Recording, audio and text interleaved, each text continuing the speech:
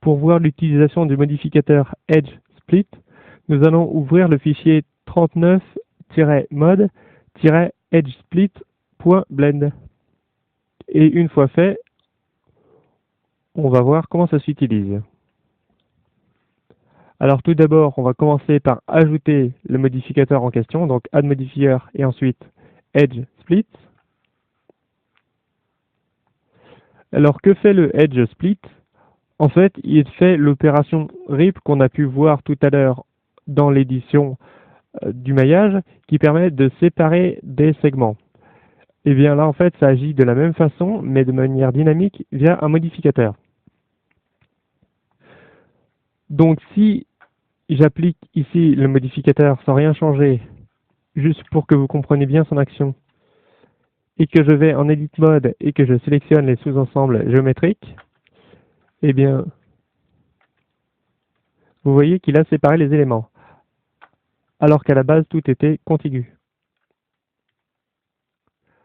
Donc on va voir comment gérer ça. Donc là, j'ai fait plusieurs fois CTRL Z pour faire réapparaître le modificateur.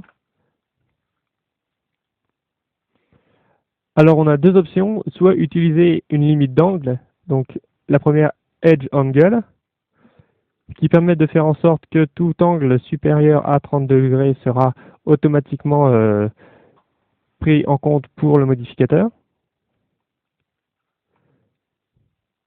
Je vous propose pour la suite de désactiver cette limite d'angle et laisser l'option Sharp Edges qui permet de marquer des arêtes pour l'utilisation du modificateur.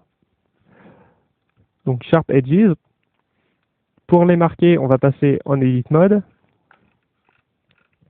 On va passer en mode de sélection segment. On va pouvoir sélectionner un loop, par exemple celui-ci. Donc là, j'ai sélectionné un loop avec Alt, clic droit, je vous rappelle.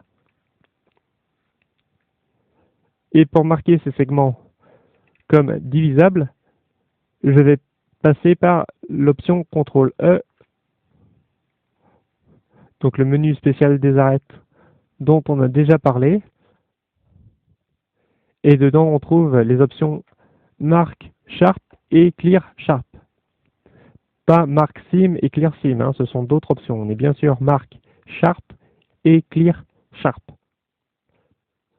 Donc ça permet de marquer ou démarquer les segments qui seront à utiliser par le modificateur.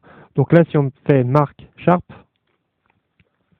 tout d'abord, on voit que les segments ont été matérialisés en bleu. Et donc, on va pouvoir utiliser ces segments marqués pour créer cette coupe.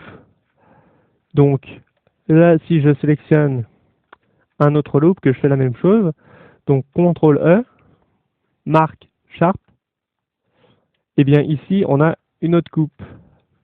Donc, comme vous le voyez, ça a pour effet de créer des groupes de lissage, car comme les volumes ne sont plus contigus, forcément à l'endroit qu'on a marqué comme Sharp, eh bien ça va être tout à fait net.